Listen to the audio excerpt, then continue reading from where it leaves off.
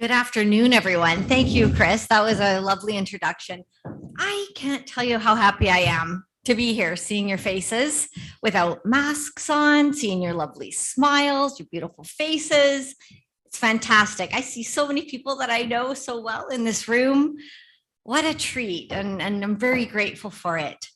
I'm also grateful to be here on the territory of the Tecumloops Shawupnik peoples. The agriculture and food file, I feel every time there's an acknowledgement of traditional territory, unceded territory, the symbolism of a food system comes to my mind every time, and how important this work is, and making sure that there's a lens of Indigenous values and reconciliation continues to be very important to me and to the folks in my ministry. So I'm very grateful to be here today.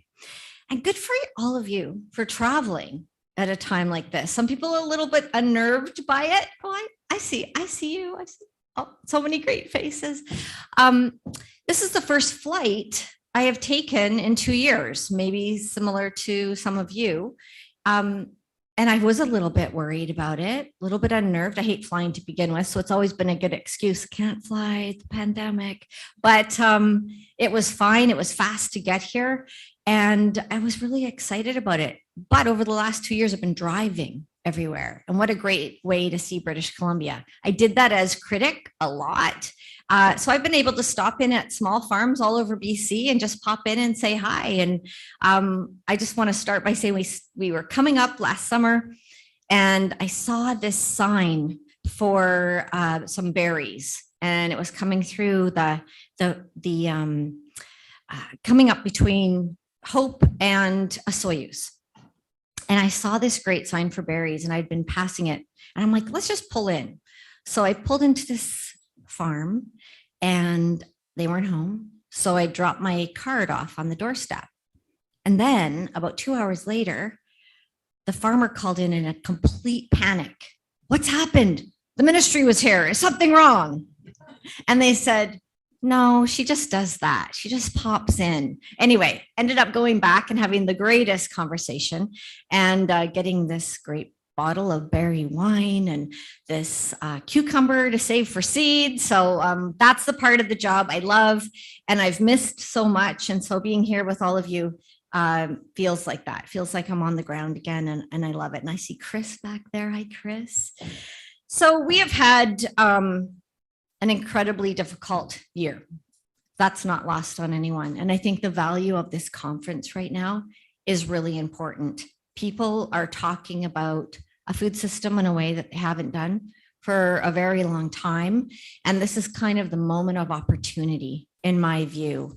People talk to me quite often about what would it look like to have a co-op meat hub. What would it look like if the co-ops were more involved? Would that be more fair for farmers? Would that be more interesting for consumers?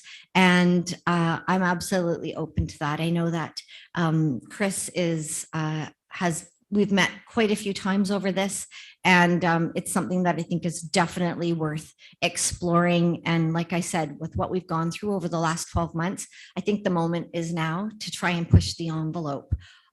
So the last 12 months, unbelievable. And we hear this word resilience constantly. People have said to me, wow, I bet you're pretty bummed out that this all happened on your watch. But I could tell you I'm in the perfect position that I would want to be in. I can't imagine not being the minister and not being so connected to people as they're going through such a difficult time. And I started back in 2009 and I traveled around and I started giving out my cell phone number then. And I didn't change one of my phones and still have that same phone number. And so people were like, you're pretty approachable and easily contactable by people. You might want to change that now that you're a minister. And I said, oh, these are my people. This is my base and I want to stay in contact. I couldn't have been more grateful to have those numbers and those contacts when the flood struck the Fraser Valley. I started getting immediately texts coming in, and it wasn't farmers saying like, get out here and help us. It was farmers saying, this is what's happening. We just want you to know, and sending photos. And it was just, for most people, like an incredible nightmare and a slow moving disaster in some ways. I know that Chris has experienced that personally. About 11 days after the floods began, I ended up going out and meeting a bunch of farmers on the side of Highway 1, just sort of put the word out, come out if you're able to get to this parking lot. And people did, and blueberry farmers did, some pork farmers did, poultry. And it was an interesting meeting because everyone was obviously still in shock. And I was in shock. I had flown over by helicopter and I saw the devastation, something I would have never imagined in my life to see. And I made the commitment that we would try and have people's backs as things subsided and we were able to turn our minds to recovery. And so fast forward, we were able to bring the federal minister out, and she did a helicopter ride over, and we both committed at that time we would try to get a bundle together that where people wouldn't fall through the cracks. It was hard to assess at that point because we had never seen a disaster of this magnitude happen. And so our staff got together federally and provincially. We worked with the local governments to try and figure out where people needed help on top of programs that we already offered. And so we came up with $228 million of support outside of the normal veins of support that we would normally have. And I can tell you that so far, so we had about 1,100 farms affected. And so far we've had 300 applications completed. I think we're getting close to $20 million out the door. And we've had thousands of contacts into our ministry. So 228 million, 15 out the door, 15 to 20 out the door. Doesn't sound like we're getting close to the amount, but some of these applications are going to take time. The assessments are taking time. I was able to get to a dairy that I visited on one of my trips. This dairy I talked about in one of my press conferences, about 200 dairy cows, really close to where the dike breached. And over 2 days, one day they moved half the cows out. They had to take a break. They expected to come back the next day to 100 drowned cows. But the cattle they were still alive up to their necks. They were able to move them out of the barns onto cattle liners and trailers, moving them onto a buddy farm. And when one of these cows arrived at the buddy farm, immediately laid down and gave birth to a calf. And the farmer named it Miracle. And they were able to return it to its home farm just 2 days before Christmas. And I went back to that farm this week and they're doing well. You can still see the mud lines on the barns. You can see how much water that the cattle were standing in. I got to meet Miracle, who's like this tall now and rambunctious. And the farmer said, we're going to be okay. There's garbage everywhere. There's a lot of work to do, but they believe they're going to be okay.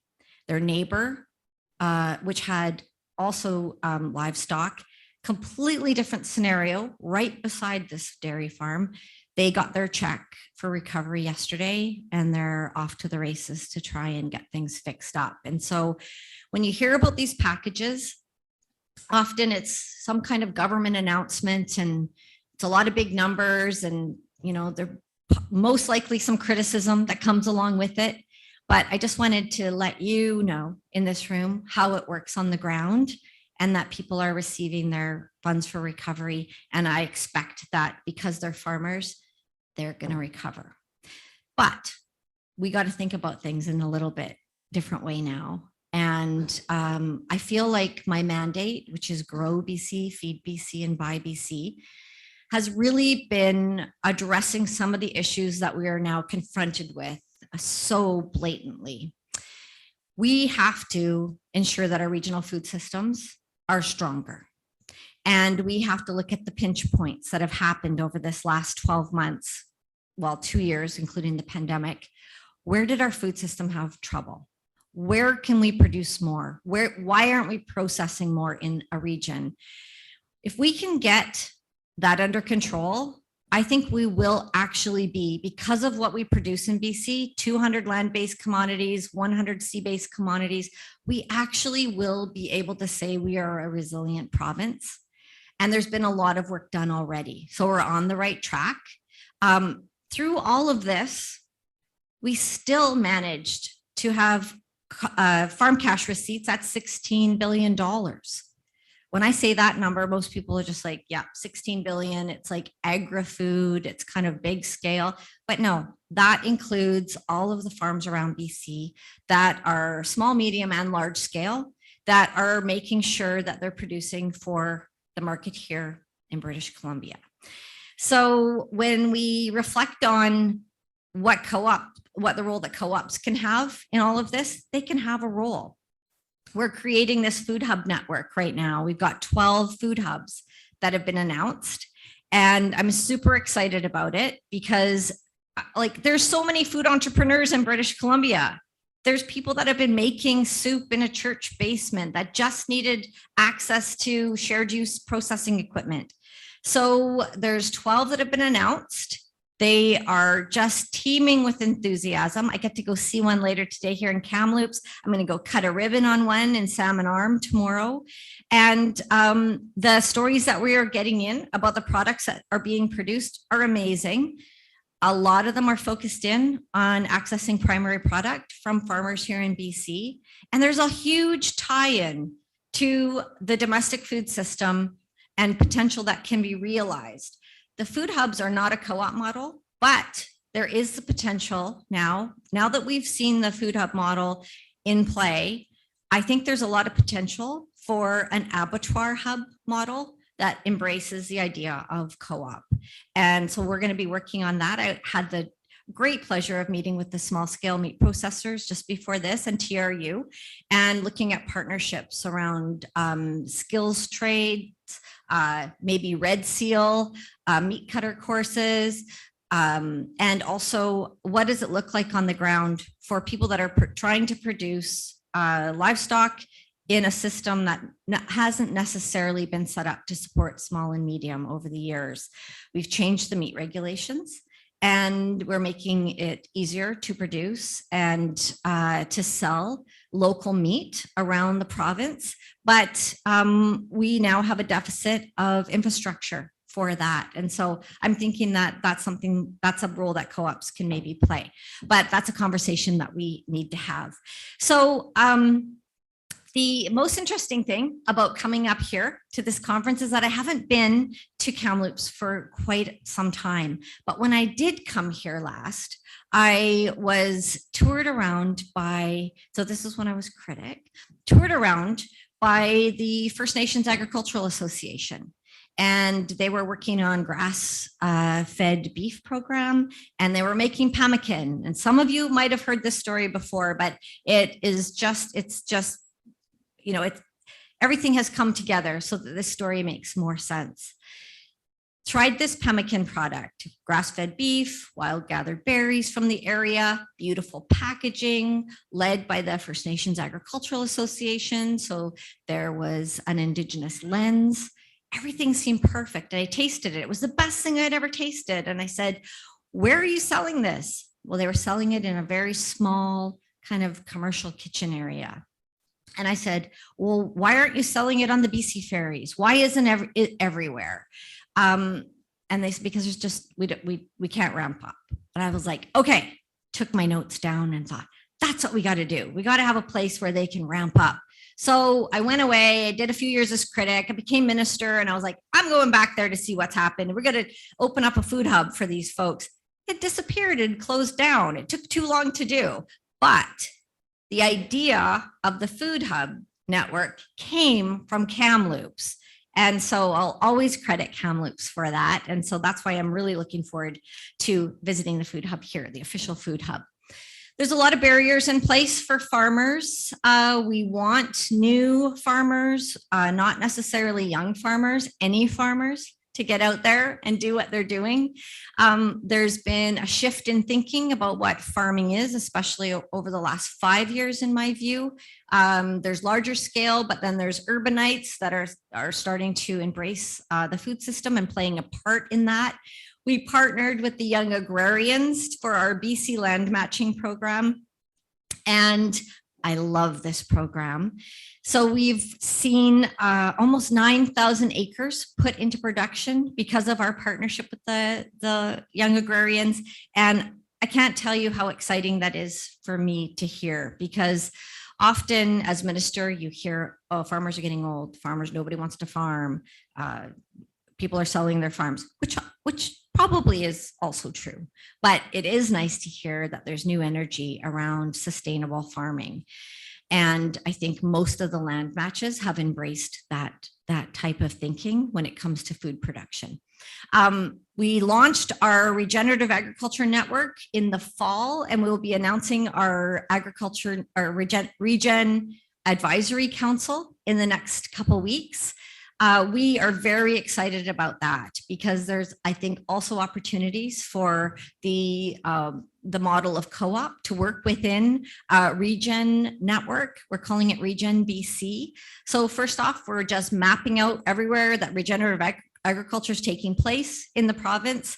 We're looking at what supports are needed, and we're going to try and figure out some action items that can happen this year in partnership with some federal and provincial funding. So if you are keen on regenerative agriculture, make sure you contact our ministry, and we will be able to set you up with some kind of conversation, either with someone inside the ministry, or we also have a lot of agri-tech companies that are looking for partners with farms. One of them measures carbon sequestration in the soil. So if anybody's interested in that, let us know.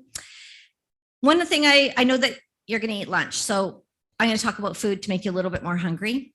One of the things that I think is a significant shift in the way that we're doing business here in BC is our Feed BC program.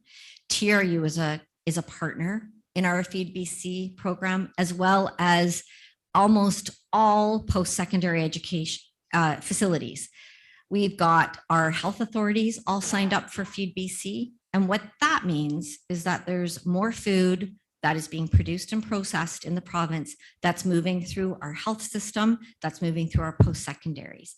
It is significant. So when we say this, it's not maybe the policy that's so significant, but it's the amount of dollars that are being generated within the province because of it. So it's hard to get moving, but once you get moving, it takes off. There's probably about, we don't have this year, but last year, it looks like about 20 million more dollars is being generated in local economies because of that. Now, that's got the potential to just excel very quickly as partners come on. So I want to thank TRU, who's our host today, for taking part in that program. It's quite good. The food hubs can also play a role in that, because our next match that we want to make is with our school boards regionally, because I've been talking with the Minister of Education, and we really want to figure out how can we get a universal lunch program in schools across BC using BC food. And so that's our next kind of goal. But I've had a great time working with the Minister of Health, who's very supportive of Feed BC. In fact, our motto is food is medicine. And we put this little card on patients' trays in hospitals now. And as the Minister of Education starts opening or continues to open new hospitals, the one thing that's being done is he's putting kitchens back into hospitals, which you might think is like, yeah, we should be doing that, but it wasn't done for a while. So there's going to be kitchens. Our healthcare workers and our food service workers in the hospitals are also being educated into what it means to buy BC and to offer patients British Columbia food. I always say that food is, well, we all probably say it, food is good for the soul, but no better a place than in a hospital if you're not feeling well. So we have a ton of stuff going on. I'm excited that you guys are having this conversation in person. I can't wait to hear some feedback. We'll be meeting with Chris to get kind of a roundup of what's happened over the next couple weeks. And we will be there to support the ideas that you have that you want to move forward. I always say the Ministry of Agriculture should be a wind at your back with these great ideas, and that's my commitment to you. So I hope the rest of your day goes well. I will think of you as I'm snacking on some good treats down at the Kamloops Food Hub. And thank you for committing yourself to an event like this. It's very important, and I commend you. Thank you.